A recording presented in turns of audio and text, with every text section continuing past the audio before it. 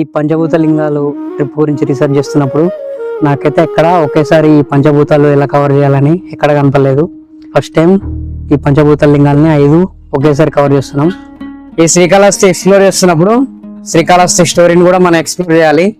So ఈ వాయులింగం speciality ఏంటంటే, so Srikalahasti నుంచి కంచి రావడానికి 4 hours పడుతుంది. సో కంచి రీచ్ అయిపోయినాం. ఇదే Ekambareswar temple. And main important thing ఏంటంటే 3500 years నుంచి ఉన్న మామిడి చెట్టు కాండ కూడా ఇక్కడే ఉంది. అండ్ ఈ మామిడి చెట్టుకున్న స్పెషాలిటీ ఏంటంటే వాయులింగం, పృథ్వీలింగం 2 అయిపోయినాయి. ఇప్పుడు ఇక్కడ నుంచి నెక్స్ట్ ప్లేస్కి వెళ్ళిపోవాలి.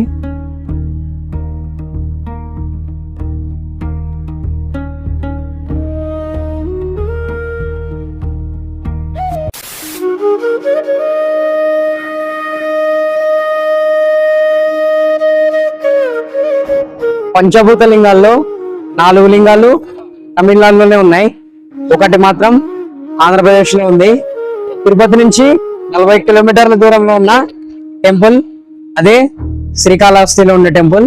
నేచర్ లో ఎయిర్ ని రిప్రజెంట్ చేసే శివలింగం అదే పంచభూతల్లో వాయులింగం. పంచభూత లింగాల్లో ఫస్ట్ లింగం శ్రీకాళహస్తిలో ఉన్న టెంపుల్. రాత్రి తిరుపతి నుంచి శ్రీకాళహస్తి వచ్చేసినాం. ఎర్లీ మార్నింగ్ ఇప్పుడు శ్రీకాళహస్తిలో దర్శనం కంప్లీట్ చేసుకోవాలి. ఫస్ట్ పంచభూత లింగం శ్రీకాళహస్తిలో ఉండే వాయులింగం. సో ఫస్ట్ శ్రీకాళహస్తి కంప్లీట్ చేసుకోవాలి. ఇది కంప్లీట్ చేసుకొని నెక్స్ట్ ప్లేస్ కి మూవ్ అయిపోవాలి. So first Srikalahasti temple visit చేద్దాం.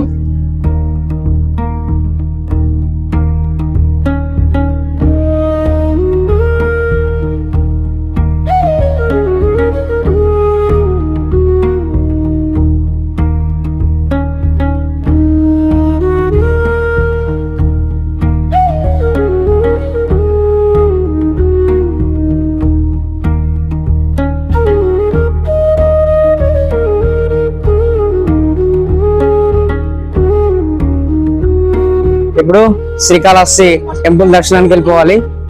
అక్కడ కనిపిస్తుంది శ్రీకాళహస్తి టెంపుల్.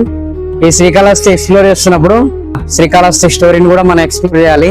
ఈ శ్రీకాళహస్తి స్టోరీ మనం చాలా సార్లు వినే ఉంటాం. ఈ స్టోరీ గురించి మాట్లాడాలంటే లాంగ్ బ్యాక్ ఇయర్స్ అగో ఇక్కడ ఒక స్వయంభూ శివలింగం ఉండేదన్నమాట. ఆ శివలింగానికి రోజు ఒక పాము రత్నాలతోటి అలంకరించి పూజ చేసేదన్నమాట. అండ్ అలాగే ఒక సాలిపురు కూడా ఆ శివలింగం మీద దుమ్ము పడకుండా ఒక సాలిగూడిని అయితే లేదనమాట.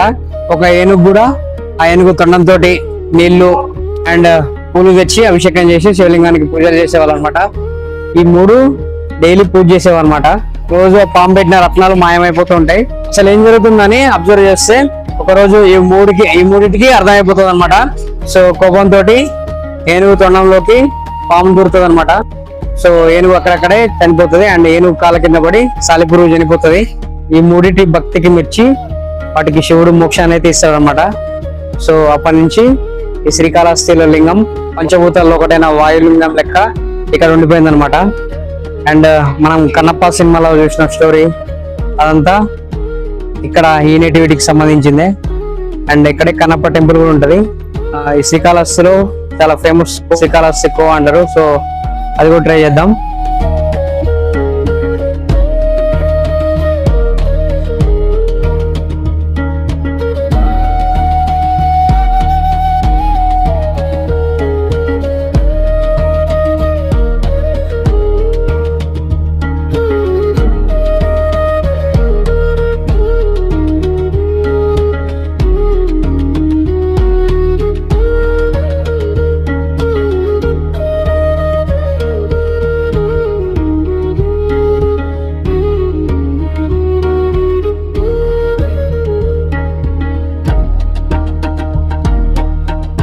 సో సక్సెస్ఫుల్లీ ఫస్ట్ పంచభూత లింగమైన వాయులింగం దర్శనం అయితే కంప్లీట్ అయిపోయింది.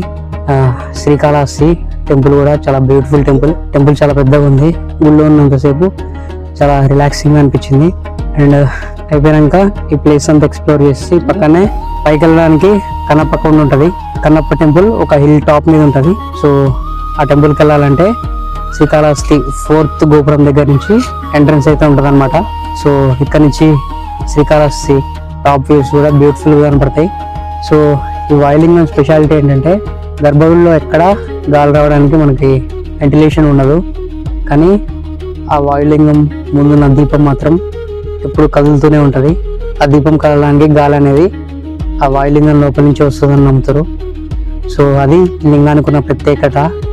అండ్ ఈ లింగం కూడా నార్మల్ శివలింగం లెక్క ఉండదు. సలెడు పాము అండ్ ఏనుగు 3 రూపాలని కలిపి ఈ లింగం అనేది ఉంటుంది అనమాట. సో ఈ లింగం అనేది ఈ ఫామ్లో ఇక్కడ మనకు కనపడుతుంది. సో అండ్ సక్సెస్ఫుల్లీ ఫస్ట్ పంచభూత లింగం కంప్లీట్ అయింది కాబట్టి ఇప్పుడు నెక్స్ట్ ప్లేస్కి మూవ్ అయిపోవాలి.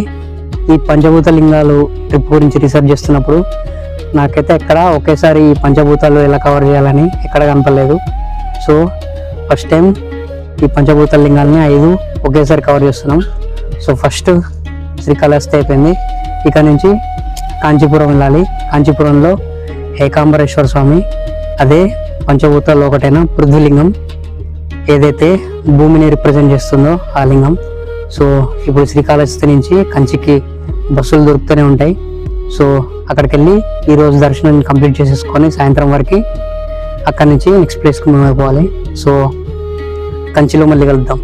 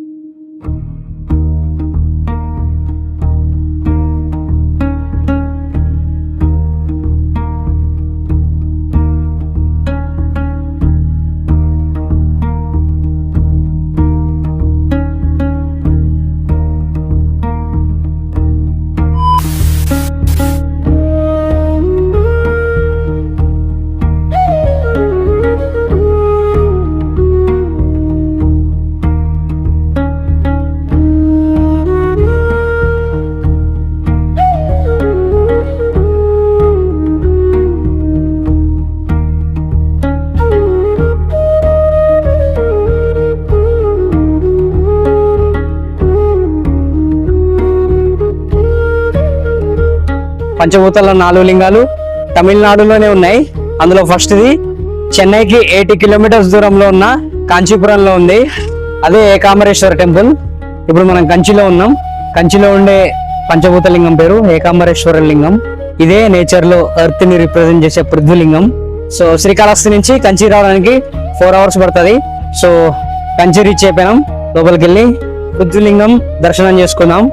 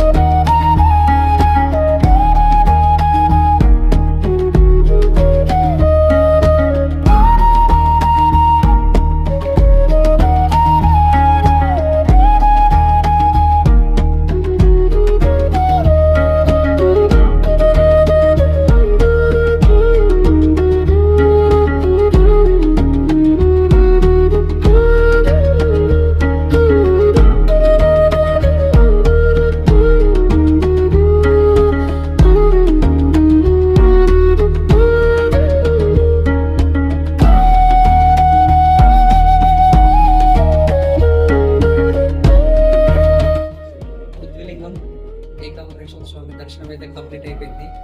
ఏకం అంటే మామిడి చెట్టు, అంబరేశ్వరుడు అంటే శివుడు, మామిడి చెట్టు కింద వెలిసిన శివుడు కాబట్టి ఏకాంబరేశ్వరుడు అని పిలుస్తారు. సో ఏకాంబరేశ్వర టెంపుల్ ఇండియాలో ఉన్న శివ టెంపుల్స్ లో ఒక బిగ్గెస్ట్ టెంపుల్ అని చెప్పుకోవచ్చు. ఒకసారి టెంపుల్ లోపలికి వెళ్ళిపోగానే ఈ టెంపుల్ ఆర్కిటెక్చర్ అనేది బ్యూటిఫుల్ గా కనబడుతుంది. ఒకదాని తర్వాత ఒకటి కనిపిస్తుంది. ఇక్కడ ఎంట్రన్స్ లో ఉన్న తలుపులో ఆ దీపాలతో చేసిన ఆ తలుపు చాలా బాగుంటది. అండ్ మెయిన్ ఇంపార్టెంట్ థింగ్ ఏంటంటే ఇక్కడ 3500 years నుంచి ఉన్న మామిడి చెట్టు కాండ కూడా ఇక్కడే ఉంది. ఆ ఒరిజినల్ మామిడి చెట్టు కాండాన్ని తీసేసి ఒక బాక్స్ లో భద్రపరిచినారు. ఆ మామిడి చెట్టు ఉన్న ప్లేస్ లో ఇప్పుడు దేవస్థానం వాళ్ళు కొత్త మామిడి చెట్టుని అయితే పెట్టేసినారు అనమాట. సో ఆ మామిడి చెట్టు కూడా లోపలే ఉంటది. అండ్ ఈ మామిడి చెట్టుకున్న స్పెషాలిటీ ఏంటంటే 4 types ఆఫ్ మ్యాంగోస్ ఈ ట్రీకి కాస్తాయి అనమాట. సో అదే ఈ మామిడి చెట్టుకున్న స్పెషాలిటీ. అండ్ ఎవరికైనా సంతానం లేని వాళ్ళు ఈ చెట్టుకున్న ఈ ఫ్రూట్ ని తింటే సంతానం ప్రాప్తి కలుగుతుందని చెప్తారు. సో అది ఈ టెంపుల్లో ఉన్న విశేషాలు.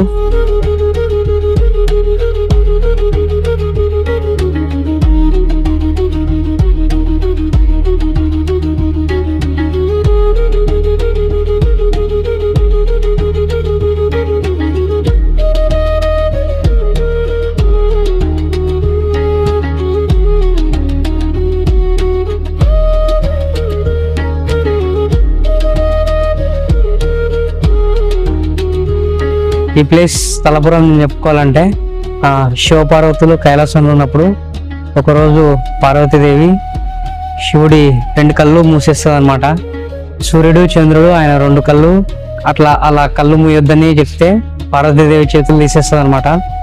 పార్వతీదేవి కళ్ళు మూసింది కొద్దిసేపు అయినా కూడా అది ప్రపంచానికి కొన్ని సంవత్సరాలు అండ్ కొన్ని వేల సంవత్సరాలు అయి ఉంటుంది. సో దాంతో ప్రపంచం వినాశనం అయిపోతుంది అనమాట.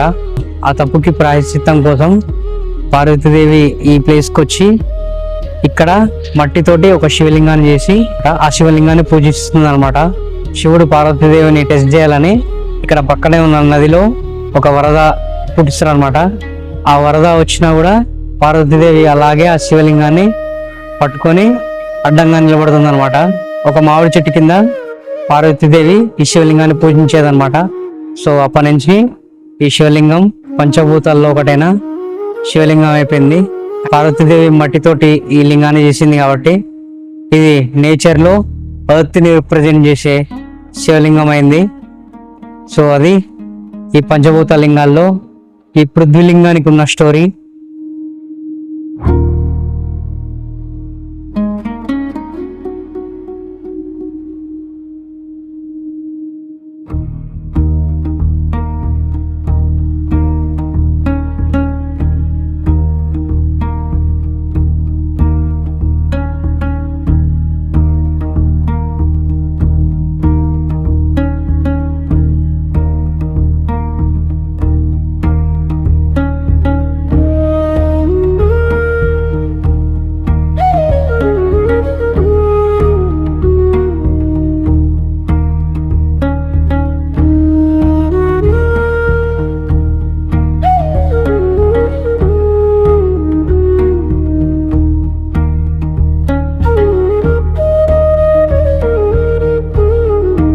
మన సెకండ్ పంచభూత లింగం పృథ్వీలింగం అయిపోయింది. వాయులింగం పృథ్వీలింగం 2 అయిపోయినాయి. ఇప్పుడు ఇక్కడ నుంచి నెక్స్ట్ ప్లేస్కి వెళ్ళిపోవాలి. రేపు పొద్దున ఇంకొక పంచభూత లింగం స్టార్ట్ చేయాలి. సో ఇప్పుడు నెక్స్ట్ ప్లేస్కి స్టార్ట్ అయిపోవాలి.